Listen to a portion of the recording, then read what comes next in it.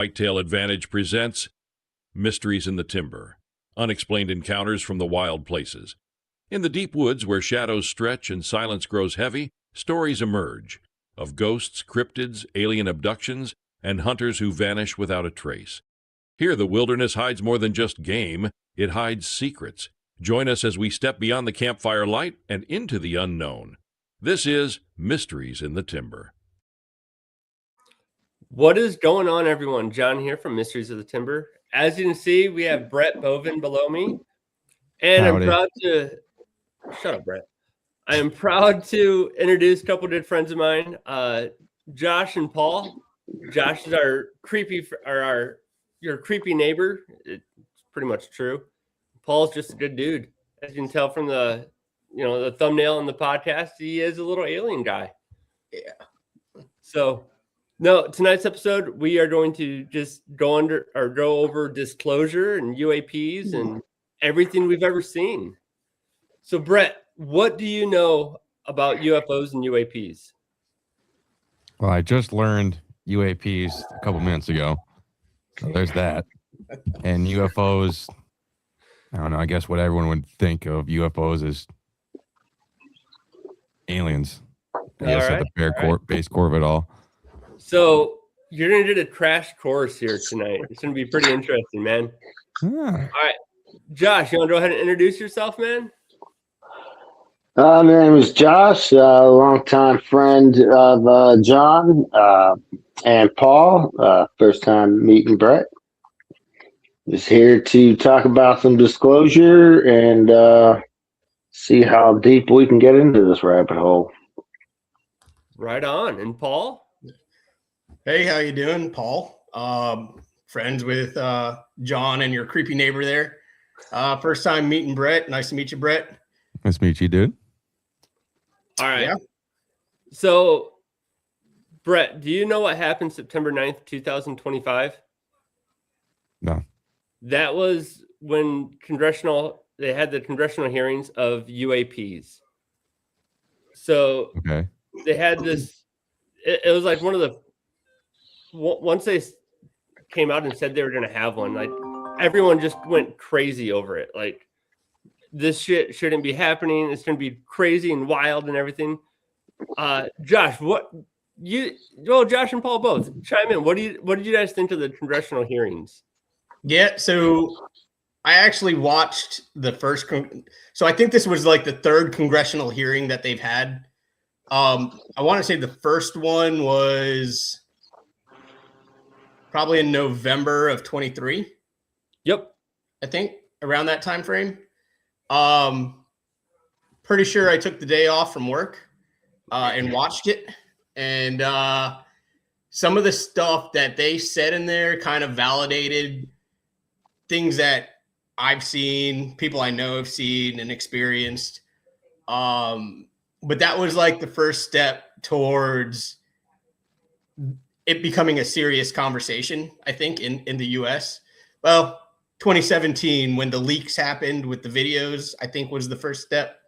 And now you look at the quote unquote mainstream media and they're just talking about it like it's every day now. Like, oh, hey, we're going to interview whatever celebrity this is. Hey, celebrity, have you ever had an instance where you've seen something? Oh, yeah, I have. And I actually think I sent your creepy neighbor a video. Was it a video? It was the guy in the 70s. He had all those silver orbs. Oh, yeah. That he had collected. And all of these famous celebrities over the years have touched this orb. It's crazy. He carried it for 70 years. He never let it out of his sight. And like he was like a roadie or something, or part of this musician crew. He was like a producer. And so he was always on the road and meeting all these famous people, and all these people have touched this orb. And he said it had responded to certain tests that they were doing. But then I think Paul, he just let it go. Just let it go, and he just keeps it with him. No, is wild. like something the size of like the Bet Sphere? Yeah. The Or the what was that one from Brazil? The Buga. Yeah. The Buga Sphere. Almost the exact same size. Yeah. Really? Yeah. All right. Yeah, I've never heard that one. I heard the other two, and I've listened to so many podcasts about that and what they were and everything like that. But now, with like the congressional hearings and everything like that coming out, I was stoked watching them, like wanting to see what they had to say. Yeah. But afterwards, like you could never find anything on the news about it. Like, right. And so last night I'm sitting here, I'm watching a couple programs, and I get into the whole like, all right, the September 9th, 2025, the congressional hearing, the UAP hearing. I was like, oh, I wonder what else broke the news in that week, that time frame. Yeah. So just a quick search, and like the top news stories right after the UAP hearing was like the Gaza City evacuation, a strike in Qatar, the Nepal government collapsed. And then the U.S. national news was like the Epstein file release, immigration enforcement, and Supreme Court rulings on a couple different things. But it's like they just squash it right as soon as they release it. Yeah. And like, what's your guys' thoughts on that? Like, why would they do that? Well, for me, I watched it and I was interested in what the witnesses had to say. As a lot of what they described is what's been described in ancient texts as far back as the Sumerians. So I was really intrigued with what they had to say. However, what was really disclosed? Nothing really that we didn't already know. Like it was not a surprise that the United States has had this level of technology and the ability to reverse engineer. Like it's not a shock. There's no way to explain our vast jump in technology from the 1950s to now. Like the level and speed of advancement that we have made is beyond measure for a society like this in such a short span of time, that we went from propeller planes still in war, a couple little jets here and there back then as testing. But the next thing in the 60s, we're using unmanned aerial drones for secret missions during Vietnam. Paul, I think that was you that sent that to us. So when you look at that level of technology, it's like, all right, but it's also the same thing though with the Germans. The Germans were one of the first that made contact, I believe, at a crash site. And they were reverse engineering technology. And it's so the disclosure that, well, the United States, we know, aliens and all this. And it's, there was a legit treaty signed by a U.S. president with an alien race. That was Eisenhower, wasn't it? Eisenhower. Yeah. So what was it? Valiant Thor was his name? Yeah, I think so. Valiant Thor, yeah. So when you look at what's already been known for the last decades, what they really confirmed, not a whole lot. They still try to deny the one of Paul's favorite topics, the Nazca mummies, or the triactids or tractoids, however you say that. And it's irrefutable proof to me, and it's irrefutable proof of alien life, and I don't, and to me, I don't look at alien life as little tiny green men running around sticking probes in our asses. I look at alien life as in there's 4 other dudes doing what we're doing, but probably way more advanced than what we are. Millions of light years away in another galaxy. Because to think that we are the only inhabited planet in the entire cosmos makes no sense to me. Oh, Like, it has to it be just impossible. doesn't. It doesn't make any sense to me at all. And then just when you look at history, how we went from alleged nomads to boom, here's the Sumerian metropolis in Mesopotamia. You know, and then there's even societies that have been found that predate them. Oh yeah, that tablet, right? This tablet they found over in a lake over in Georgia. Yeah. They said predates the Sumerian writing. Yes, it predates freaking Sumerian cuneiform. That in and of itself is just mind blowing. But if you look at archaeologists or anthropologists, they always find an excuse around it because they refuse to believe that we had help. Now, obviously, Johnny said this beginning. I'm still new to all this. So the Sumerian, that sounds like the same language that they were spoken in fourth kind, right? They were speaking Aramaic in the fourth kind. Oh, You've seen that movie, right, John? Yeah, I was about to say, are you talking about the movie? Yeah. I was like, so yeah. In that movie, that's Aramaic. Aramaic is the ancient writing of language of Jesus. It hasn't been like spoken or written or whatever, written language in like 4,000 years or some shit like that.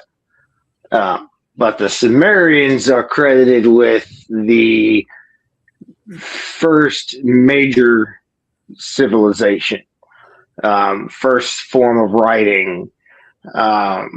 Their level of astronomy, knowledge of astronomy, was ridiculous. I mean, you're talking as precise or more than the Egyptians with the 3 pyramids at the plateau being aligned with true north. Man, Orion's belt. Yeah, like I'm heavy into the Sumerians, and which follows into the Anunnaki, which then there's so many different like ways to go with that of who was here first. Did the Anunnaki, certain groups of them, leave their homeworld due to either it was a catastrophic incident they just didn't want to deal with anymore, and they just were like, F it, we're just leaving? Found Earth. They came here, found a humanoid creature and genetically modified to be slaves for them. Didn't work out so well. So they erased that and started all over again. And that's when the texts talk about mixing their DNA and likeness into that of the humanoid like ape that they had at the time, to create humans as a slave race.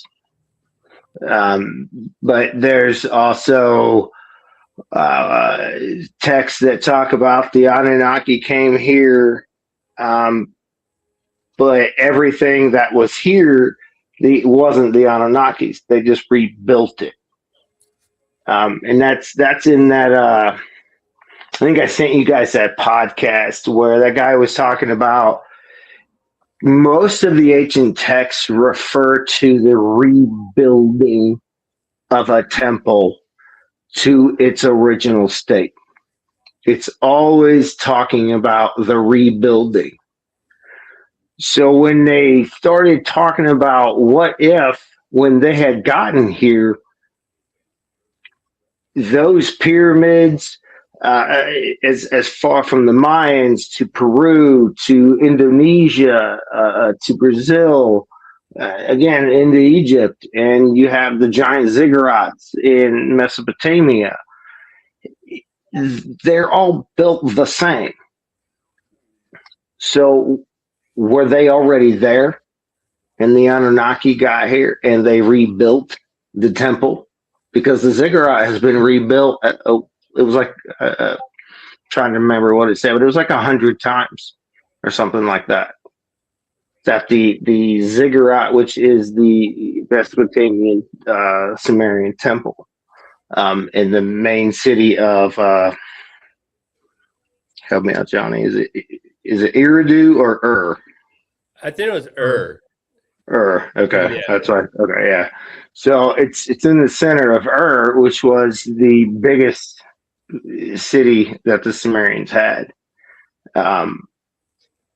So if you look at their text again, like I say, it talks about the rebuilding, and then as you continue with the text on, it continues to talk about in other ancient societies the rebuilding. So who was here first? Yeah.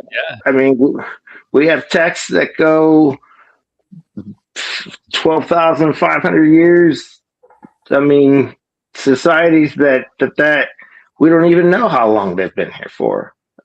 Well, it's just like the whole Younger Dryas theory about how, there's been countless civilizations that made it probably even past us.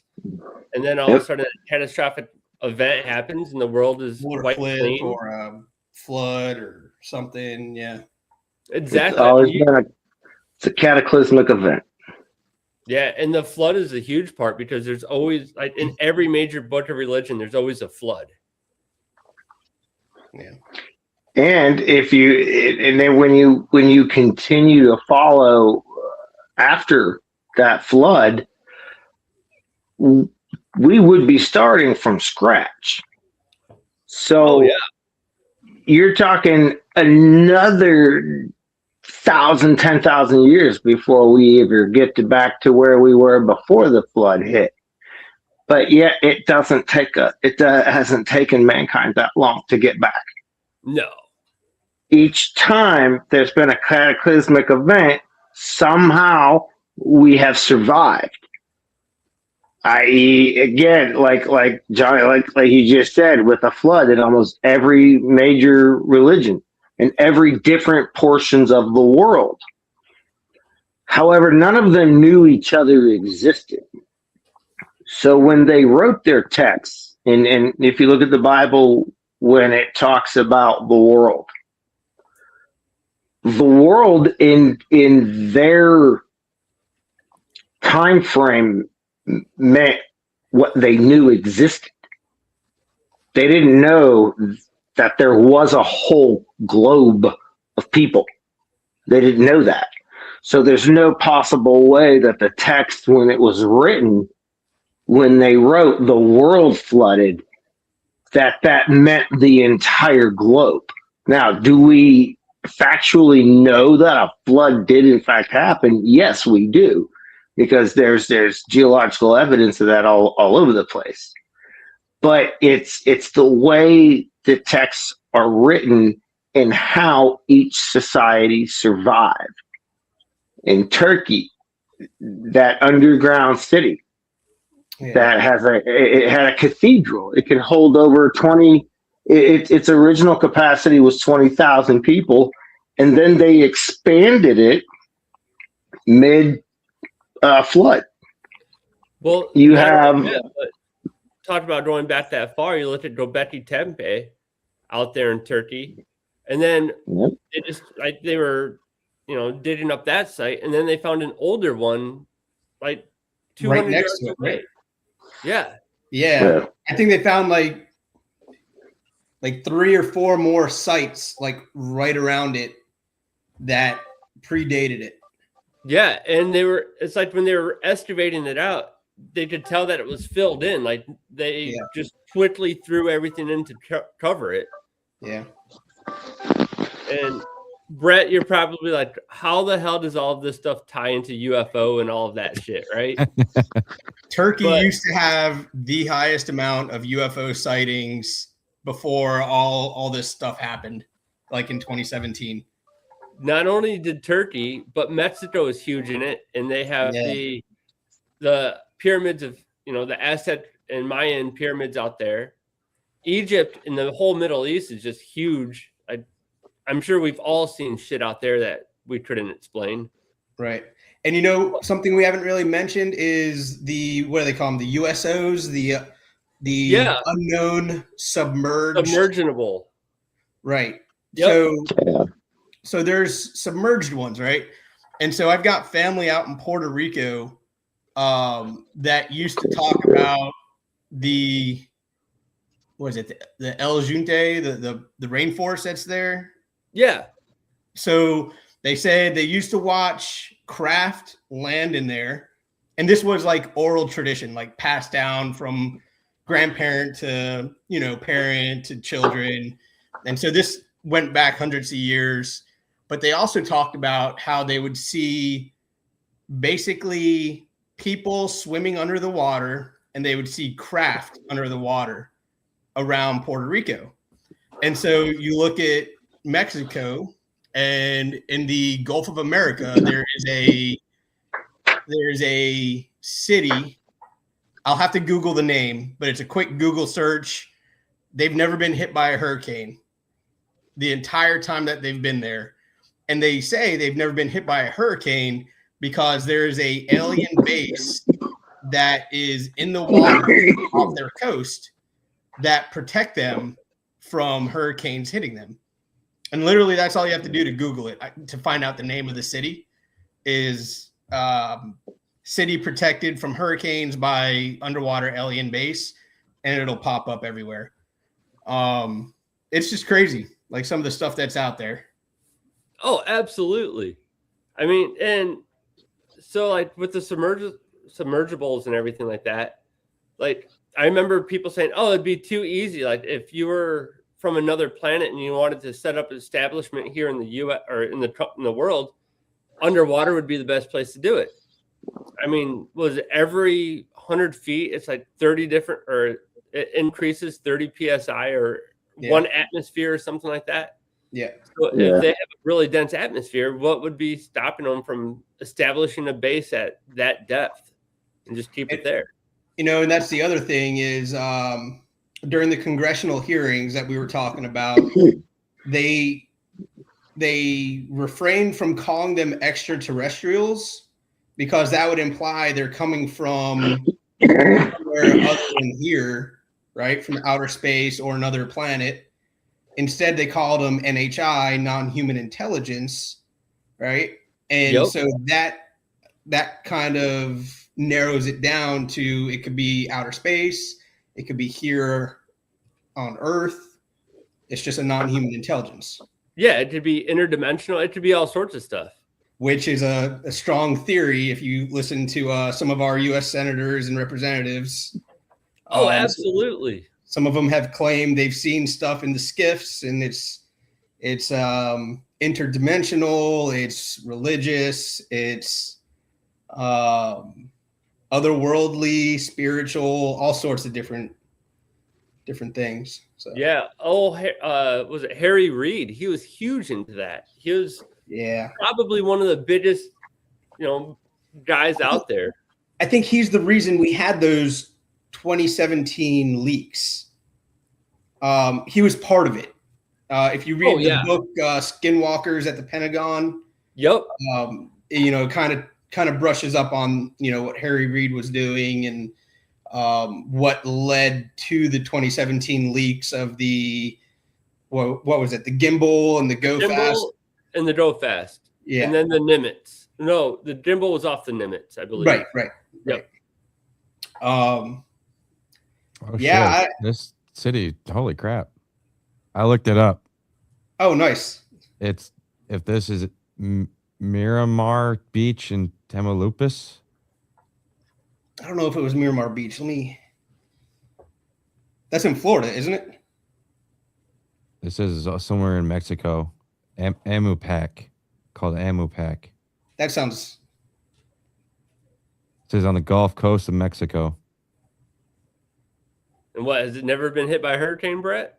They're saying that this area has been protected since like 1967.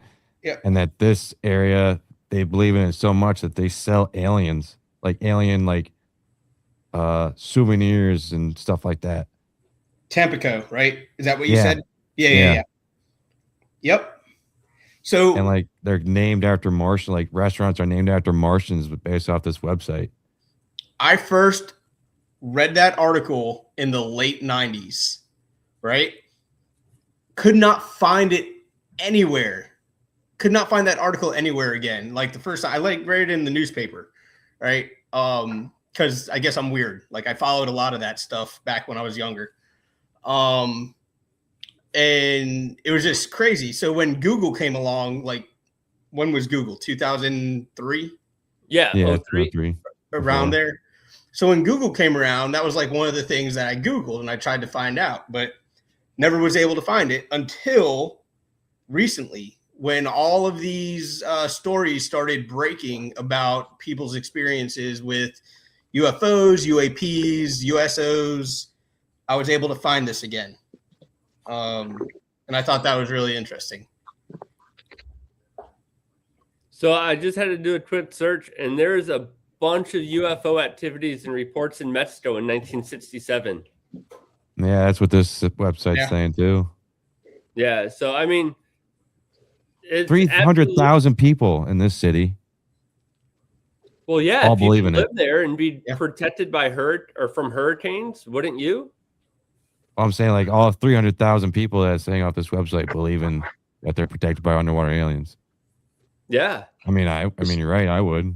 And so here's a question that I've always thought of. It's not necessarily where they come from. How long have they already been here? What if this is their world? There's an entire shelf of water of an ocean underneath our known crust that has more water than we have on the current Earth's surface. So what the fuck else is down there? And this is why. Go ahead. Sorry. It's what else is down there? Like I said, but what if they've already been here? The outer crust could be due to, it could be a number of geological events that could happen that could cause crust from now the other ocean floor to move up. Is that possible? I mean, I don't know. I'm not a fucking geologist. I'm just saying, with the new things that have been discovered, is it so hard to believe that maybe they've always been here? The Baltic Sea. I think you're right. I think that personally, I think they have been here. And whether they did come from outer space at one point, they're here now, right? And so something that you said about the congressional hearings earlier, you were asking why, or what do we think about why, they're trying to keep disclosure from coming out. And like, personally, I think it's like power, money, greed, religion. Right. And religion. And so I think it was Dylan Borland during the congressional hearing had said, if all of this disclosure comes out and the people find out what technology we have available from this, it'll change healthcare overnight. It'll change transportation overnight. It'll change the way people live their lives, power sources, for electricity overnight. And those three things right there, transportation, power, medical, man, you solve all three of those and the governments across the world lose all of their credibility, their validity, and their power base. Oh, it would be such an uprising. It would be ridiculous. Right. And so the governments don't want this. So that's why I think there's such a fight to keep this disclosure down. But like what Josh was saying, I think they have been here all this time, right? If you look back to the Nuremberg, Josh? Yes, 1566, I think. Yeah. Everything that we're seeing now, the orbs, the black triangles, the Tic Tacs, have been documented throughout history, right? They've been documented throughout history. There is a mural. I think it was a wood carving, or maybe like a newspaper in 1566, Nuremberg. It's a full painting. It's a full painting. It's a full painting. If you, of a space battle, guys, that everybody saw. Like there's people who, wrote testaments to it saying this happened. There was a battle in the skies. A black triangle came out from the sun. And I mean, if you think about it from a military perspective, you want the sun at your back so that you blind, you blind your enemy. They don't see you coming. But they said a black triangle came out from where the sun was. Cylinders came out from the black triangle. Orbs appeared, started battling each other. They started shooting. They started crashing. And then it happened again in, 1650? I think there was another one. Yep. Yeah. Around that. But yeah, like, and then you have, and so I think they've been here this whole time. And I think it's multiple, just like some of our U.S. representatives have said, like there's multiple species. Like I think they've said there's like up to 4 different species that they've found.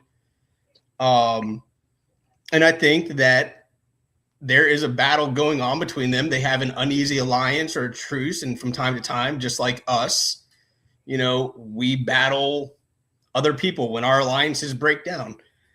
And, that's why I do and I don't believe, which is a nice conundrum there. You know who Ben Rich was? Yeah. Ben Rich, he was the CEO of Skunkworks for Lockheed Martin. Passed away, I think, in the late 90s. But he did a speech at UCLA. And in it, he said, if you have seen it on Star Wars or Star Trek, we've been there, done that, or decided it was not worth the effort. We already have the means to travel among the stars, but these technologies are locked up in black projects, essentially, that the government is never going to let see the light of day, right? And so this was in 93 that he gave this speech. So what I think is we have reverse engineered some things, and we do have craft that looks similar to these Tic Tacs and these orbs. However, that's not what has historically been seen. I mean, even in biblical paintings, you still have the the discs, and they're shining the ray of light. Yep. Yeah. And they try to say, oh, that was just a symbol for Jesus shining the light down on this one area. No, it's literally a spaceship with a laser beam coming out of it. But I think Josh is right. I think they've been here the whole time. Yeah, and looking back, you're saying how there's the paintings and the Bible and everything, but you also look at like in Mexico, they have like the cave-ins of the snakes flying in the sky, or like a flying serpent. And back then, they would, if you saw a Tic Tac or the cigar-shaped, UFO or UAP or whatever you want to call them, what else would you, or how else could you describe it other than what you know? And they know snakes are long, cylindrical, and they slither, and perhaps this thing was just floating through the sky, and that's how they had to describe it. Right. And here's one of the other things that people fail to make the connection to when you talk about, let's say, the Nuremberg painting and things like that, or even the ancient cave drawings of what are blatant flying ships. Is that, oh well, it's their imagination. Well, you got to think about that at the times that some of these are written. Yeah. In the 1500s, let's talk about how glorious of a time it was growing up and living in the 1500s, especially in Europe. Could you imagine?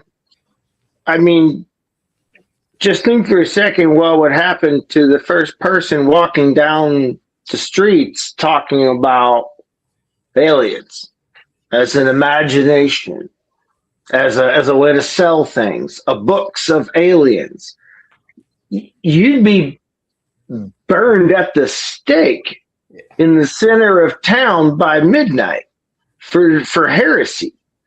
So when people try to discredit some of these sightings and stories from the different cultures, some of the first things I look at is, well, hold on a second. What is the predominant I'll call it belief in that area?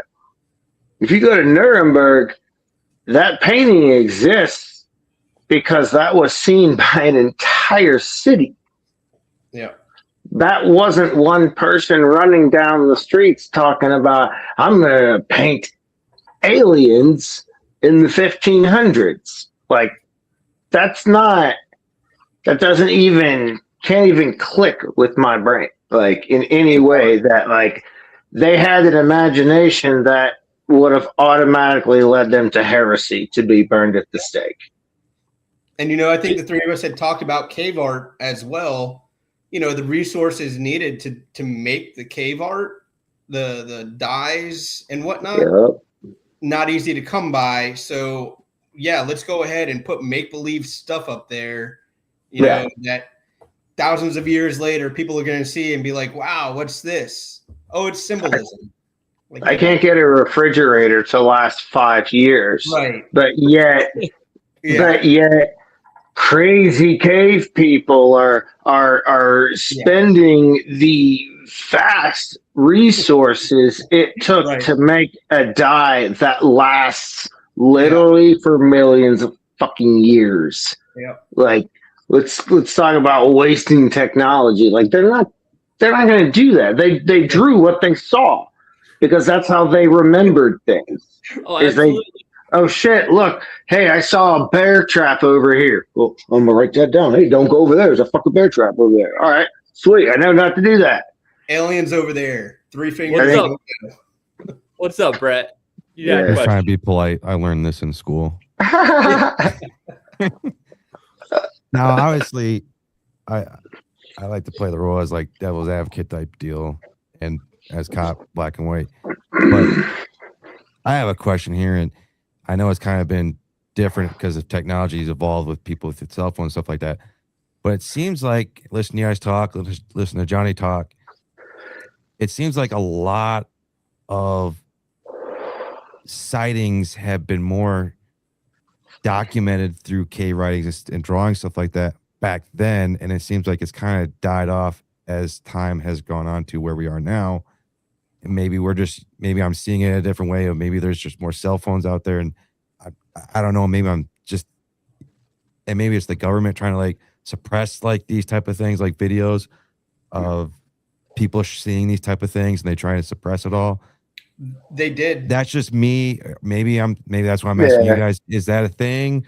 Yeah. Or maybe I'm making something up, or am I just clueless that there are more sightings out there that I don't know about? It just seems like it was very popularized then, and like we see it, here it is, and people are more receptive to believing it because they see it more. And now it seems like today's world, like you got people that believe in it, they don't believe in it, but yet we see all these drawings from back then, and yet you still have people out there with cell phones and they can see things up in the sky, but they don't want to believe in it. And then you got the government, I see, trying to play a side of, well, that's not real, but this is real, and playing this and trying to hide it all type of deal. So I can give a one-word answer. Hold on, Kaz. Yeah, go. One-word answer. Religion. Okay. That's it.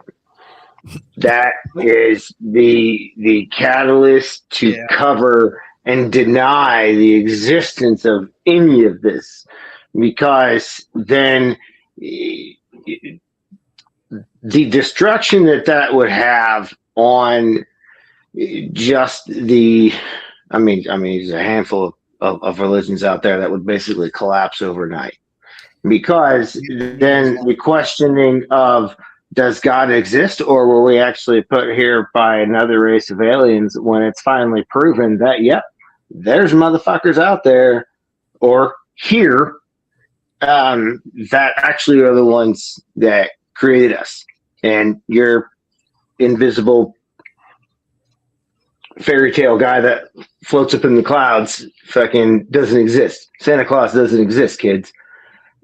The devastation that would have on global society is mind-blowing, because you have to take the consideration of, regardless of whether or not people want to call themselves religious or not, 98% of them still have a fear of a heaven and a hell.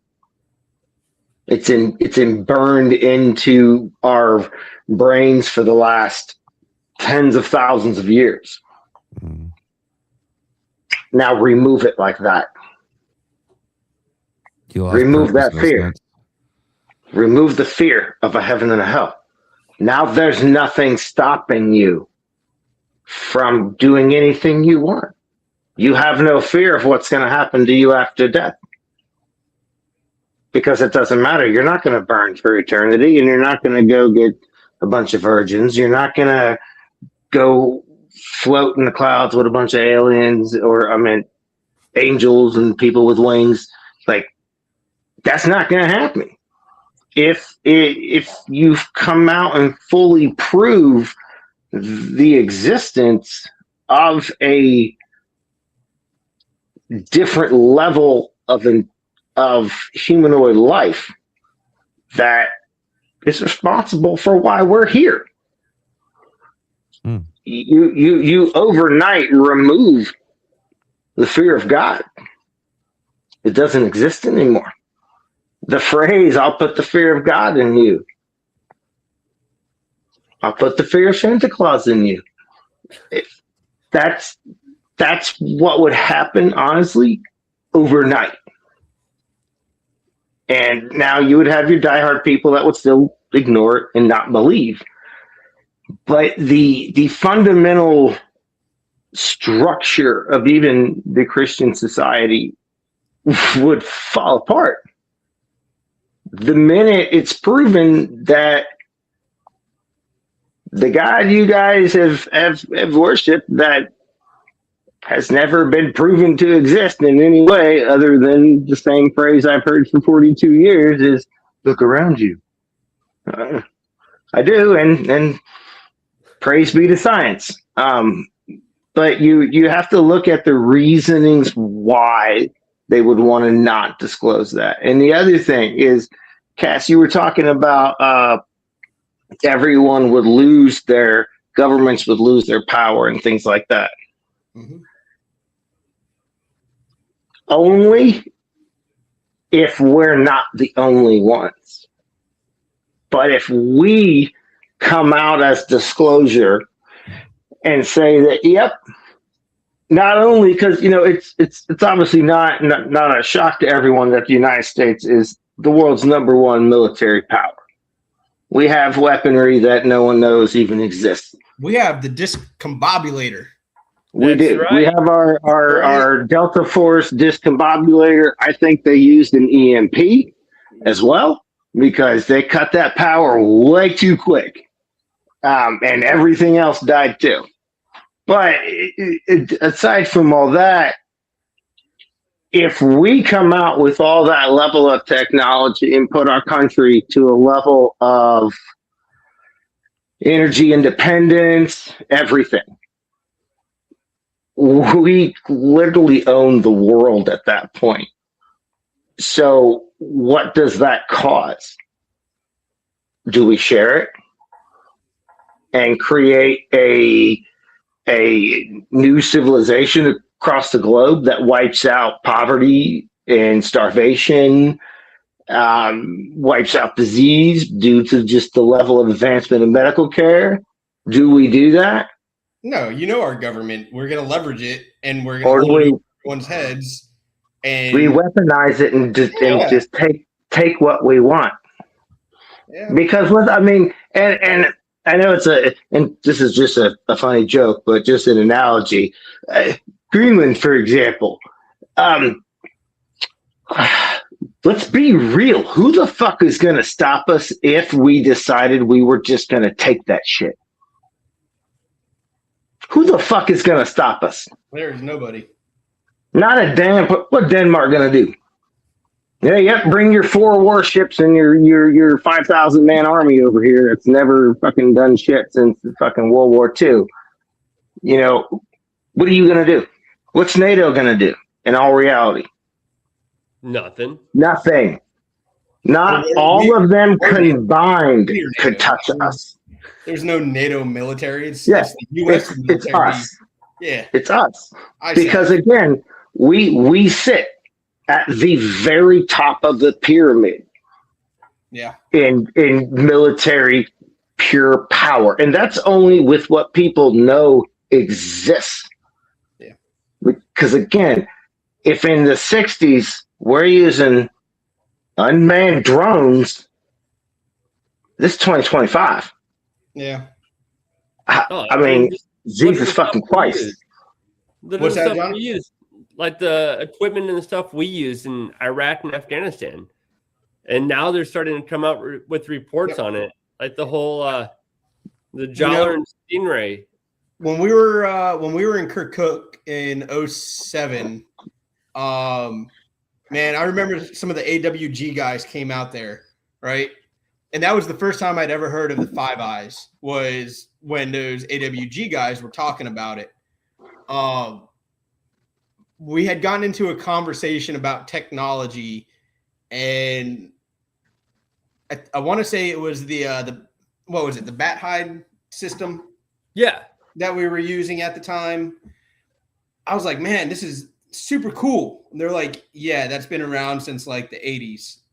And I was like, what? And they're like, yeah, man, like a lot of stuff and technology, like we'll get, like the military will get it. And at that point, it's already been developed for over 20 years. And by the time civilians get it, it's like 20 to 40 years before they're getting it. Here's what I asked when that stuff came out, when they were talking about, well, this will pretty much automatically tell them they with the facial recognition, and they gave the number and statistics of how many terrorists were caught using airport facial recognition at that time. I'm like, so if this system that I'm using right now in the middle of the fucking desert in Iraq is new, how is it already integrated when I go back to the fob, hand it over to old Rumley, and they upload it? Yeah. Boom. How do you already know facial recognition at every fucking airport in the world where that person's been? If it already wasn't there. Yeah.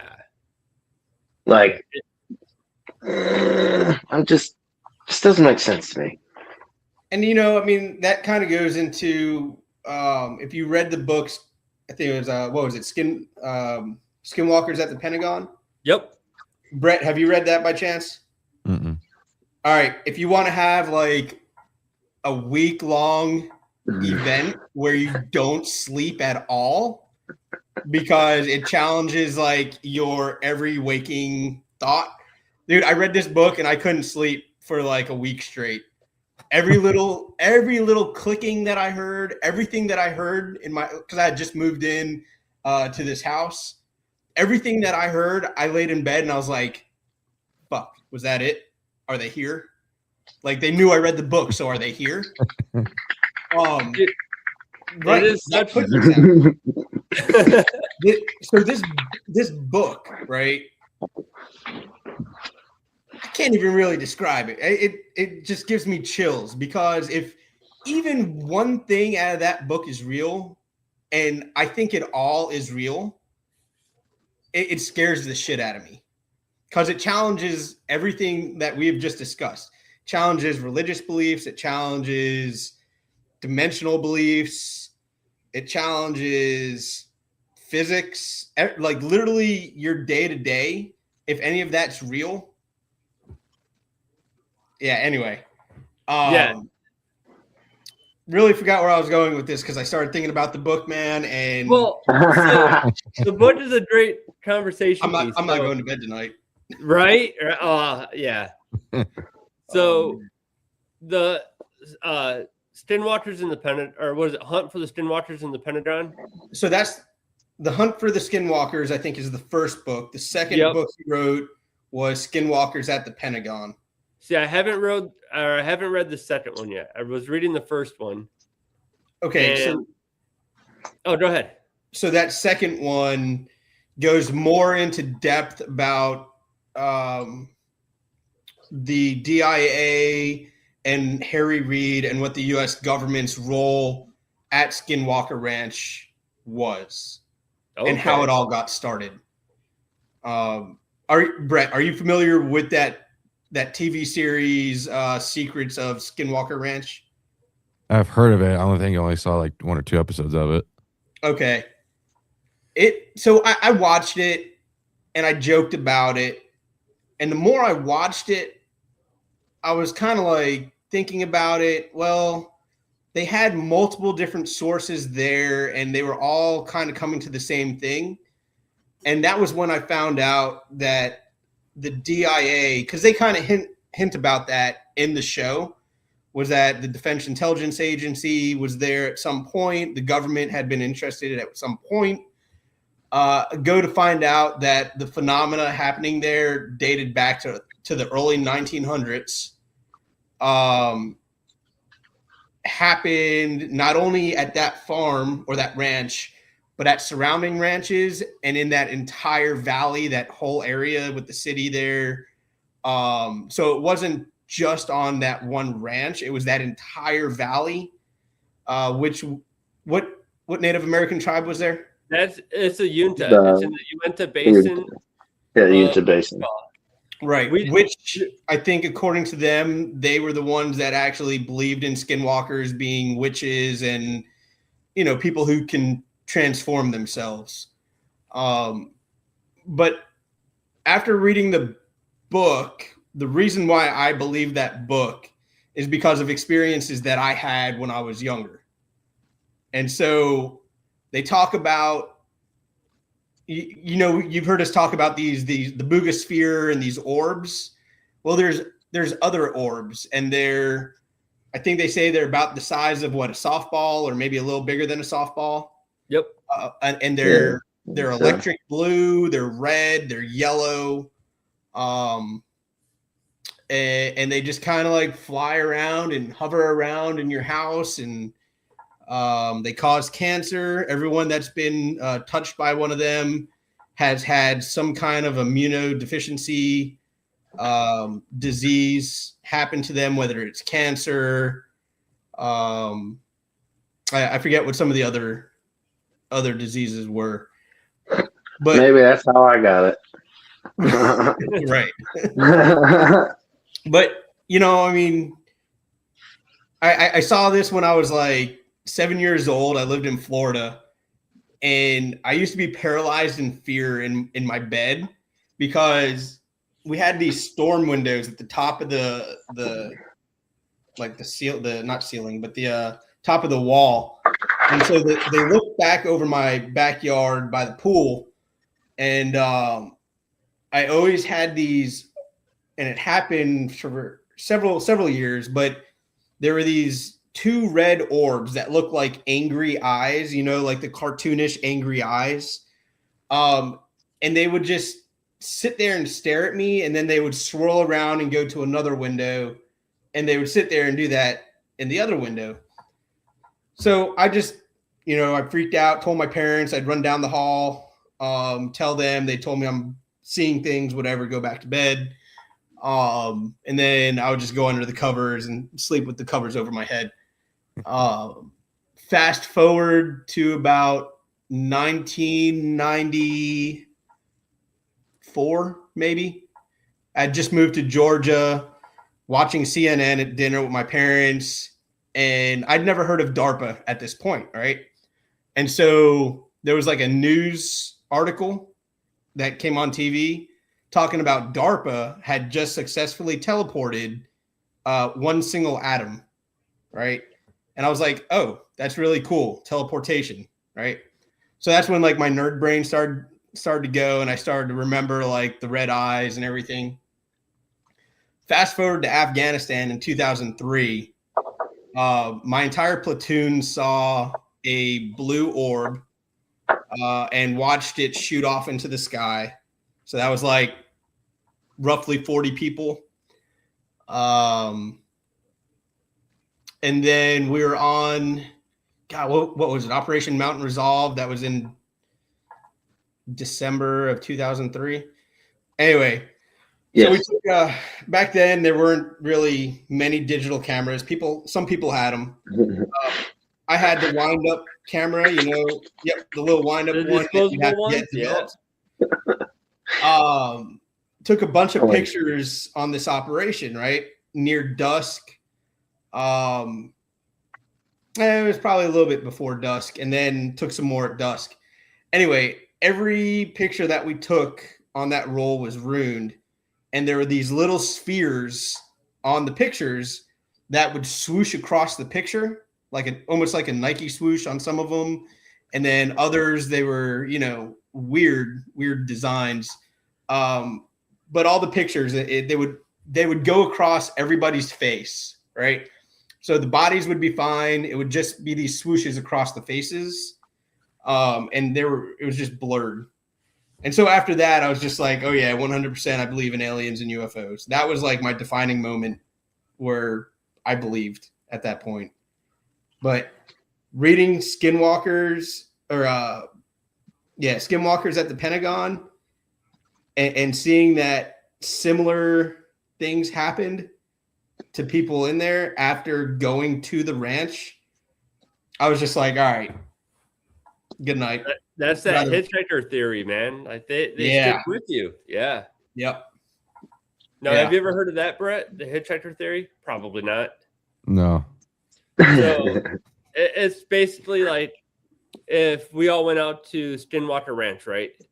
And maybe we all see something and you don't, or we don't see anything and you do. Well, once we all get home, that's when what you saw will stay with you and you'll experience it like in your house and everything like that. Like if I'm not mistaken, in that book, there was a couple high-ranking officials that went out to Skinwalker Ranch. There was a general. There was a general that went out there, and his wife was having stuff happen that he was reporting. Like there's a giant owl-like creature that scratched up their car, and she saw the entity attaches itself, and it tracks you and it follows you, much as like which people try to say what they call a demonic entity. It ain't demonic. What was that New Jersey the New Jersey it was the New Jersey, it was like a giant bird thing that would attack people in New Jersey. Yeah, you have the Jersey Devil. There we go. It's from the pine forest out there. Yeah, the Jersey Devil. And that sounds exactly like what that woman was describing with the giant owl that started attacking her car and left the scratch marks on her car. And then you look in West Virginia and they have Mothman. Yep. Which was, almost identical. Yep. And then so the general, he went out there, had an experience while he was out there, came back. his wife saw, and this is in Virginia, like around Vienna area. Yep. So near DC, right? Really affluent neighborhoods. So this general comes back. His wife started seeing essentially a skinwalker, a giant wolf standing on its hind legs, right? They had somebody come out and found claw marks on the tree, and they found wolf fur on the tree. And it was at a height that it shouldn't have been. So she didn't tell her husband about this until I think her children saw the skinwalker, and then the children's friends who had no clue what was going on, didn't know anything about what their, these kids' dad did. Their friends also saw skinwalkers and started telling all of their friends about it. And that was when the general's two kids and his wife both came back and said, this is what we saw, and that general reported it. And that's when they found the fur and they found the scratch marks. And I also think that woman who was assaulted by the giant owl had poltergeist activities at her house. Yep. And there were shadow beings that were waking up her roommate. Yeah, that book is just loaded with all sorts of crazy stuff. Like reading it, when I first got it, I was like, I wonder what this is about. And I read the first one, and I was like, dude, that is crazy. Like the amount of interest that the government had in that whole area, in Walker Ranch and the Uinta Basin, and to send the people that they sent out there to check it out, and then to have them only out there for a day. Like they weren't out there for an extended amount of time, to come back and have this hitchhiker effect attach themselves to it and then just terrorize that family. And to have it so well documented and from such high ranking individuals, it's just crazy. And it happened to, I think, a total of 4. I think there were 4 separate people that went out there who had extremely similar things happen to them. Yep. It's crazy. It's a crazy time. Well, guys, we're just over an hour, and I know, Josh, you've got to get ready to go here pretty soon, right?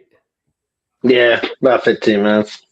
All right. Well, I just want to thank you guys, man, for coming on. We're going to have to do this again because there's so much stuff that we should cover. And didn't even touch the tip of the iceberg. Yeah, man. I'll make notes. If we come back again, I'll make notes about some things. And dude, we talk all the time. So whatever you guys want to talk about, we'll just make a show of it. We'll have like Johnny, every time we do these shows, you tell me something new that got research, and now this is the Mothman. Oh, yeah. Oh, bro. There's so much more than that. So, Brett, Point what do you Pleasant, think? West Virginia. From November 15th, 1966 to December 15th to 67. They're saying it was 67 feet tall, 100 sightings, and there's this one main one on a silver bridge. That bridge collapsed and killed maybe a dozen people or something like that on what was it, like Christmas Eve or something like that? It says 46 people died on December of 67. Okay, yeah. But yeah, I mean, they even had a movie about it. So. Oh yeah, the Mothman movie. Yeah, the Mothman Prophecies. Mothman Prophecy. Yeah. Yep. It was a great movie. Oh, dude, it was awesome. Oh man. Yeah, I remember that movie. Dang, man, it's been a long time since I've seen that one. Holy shit. Yeah. So, Brett, hey, here's something real quick for you guys to think on until we get to the next show. Okay. So this is a connection that I had stumbled across on YouTube, that after listening to this story and reading up a little bit more about it, and then again, this goes back to we've always been here. And then also where the term little green men may have came from, or the terminology of aliens being little green people. Google green kids from England. Yep. And read that. Read about that legend. There's drawings of these and depictions of these kids. There's an entire book about the it. girl lived. Yeah. She lived for many Green years. Children after. of Woolpit. Yep. Yes. The Yes. boy died almost instantly. Hold on. Am I going to be up all night if I read this? Yes, you are. Yeah. Yeah, because like this knowing, so like when I first heard about this, I was nowhere near the level of in-depth knowledge that I have now of everything that we talk about, so when I think of the aspect of we've always been here and there is a clear way for them to maneuver between lower Earth and here, because again, you have an entire ocean below our crust that we don't know if there's land or anything like that there. We have no idea what's fucking there except for more water than we have. We can go into Admiral Byrd's story about that too sometime. Yes, exactly. And then you have all these depictions of ships and people disappearing into mountains, disappearing into caves that seem to lead to nowhere. And it led to somewhere. You just wasn't allowed to get there. Yeah. Again, people write what they saw. This is almost borderline heresy if you look at the dates, 1135 to 1154. Yeah. Go spreading rumors of little green people that fucking weren't real, and they confirmed you to be a liar. I mean, god dang. It was the fucking Dark Ages. Look at, I want to say it was the Blue family of Kentucky. It was an entire family who was blue. Yeah. That fucking weirdos. Man. That's crazy. And then there's the ant people of Peru. Yep. That's crazy. There's all kinds of this wild shit in almost every one of every major cultures of Asian societies across the continents. The stories are all almost the same. The artwork is all almost the same. The architecture is all almost the same. Yeah. Again, we could keep going for another fucking 4 or 5 hours, but so I'm thinking on our next episode that we do, which is gonna have to be soon, all of us come up with like our top 3, crazy out there theories and beliefs. Yeah. And just like blow Brett's mind. Brett, you think we're crazy? Yeah. We are. We are. We're crazy now, bro. Just wait till the next show. Right. I'm not going to take my meds that day. It's going to be a great time. My beard's going to be this way. Yeah, next time I see Brett, we're going to go hunt, and he'll have his tinfoil hat on underneath his beanie.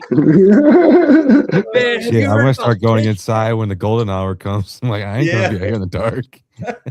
Dude, yeah. But, oh, man. This is why I wanted to start the show, to get this shit out there. So, guys like us can talk to guys like Brett who have never heard this and then have it click in his mind. And to be able to see it when we're doing our episode is pretty fun. I did an episode a couple episodes back. And we interviewed one of my buddy's dads who had this crazy Bigfoot encounter. And just like hearing his story for the first time and then like seeing Brett's reaction to it, it's like, holy shit, like he's never heard a story like that. And there's so many of them, and there's so many of these, the Appalachian people or whatever, like the people. Oh yeah. And like the stuff we talked about, there's don't go in the woods, boy.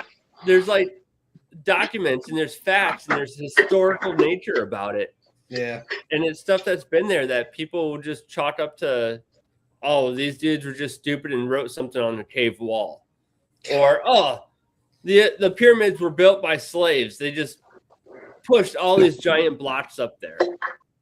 They just did things that in 2025 we can't mimic. Well, we don't have the technology to do, but they did it with just, This is the thing. Like some of the smartest people that I know, doctors, like they are so unwavering in their belief that what they know is right, that they refuse to have any other acceptance. Like, you know, I've told you about my brother before. I love him to death, but like as soon as I start bringing up UFOs and aliens with him, he just tunes me out. And he works on stuff to do with that. Not UFOs, but like ships and stuff like that, like spacecraft. But yeah, it just refuses to believe anything outside of what they were taught. And I know so many doctors like that just refuse to expand their minds and believe otherwise. I don't know. And that's all we're trying to do here. We're just trying to expand people's minds. Like, if you watch I'm in that area. Yeah. Well, like I'm this way, but I'm especially being in law enforcement. I was like, you gotta be black and white. It's gotta be down here. Right. But I'm willing to like see we always call it the gray area in life, talking with people. Like I gotta find this when I'm talking to people in gray life and shit like that. You can't just be so much black and white. So that's why I like talking to Johnny and listening to all these stories. I'm like, all right, I'm willing to hear these things out and stuff like that and have these cool conversations. Because like Johnny said, hearing this just makes me go, yeah. It's like, wait, what the fuck? And then you start looking into it and you're like, oh snap. And then you start it's over. And then your mind's just blown and you just keep going. And next thing you know, I rented Age of Disclosure. And because I rented it and paid money for it, my brother watched it. So I had a small win. Nice. A win's a win, right? Yeah. Well, hey, I got to get rolling to go get my boy. All right, guys. Let me know when we schedule the next one and we'll get our topics ready. Yeah. Absolutely, brother. And no crazy outro. We're just going to end it, guys. Later. All right. Brett, take care. Good to meet you, Brett. Yeah. Good to meet you guys. Your creepy neighbor. See ya. You've been listening to Mysteries in the Timber, presented by Whitetail Advantage. If you've enjoyed tonight's journey into the unknown, be sure to follow the show, leave a review, and share it with a friend who loves the unexplained. Until next time, keep your lantern close and never stop searching the shadows.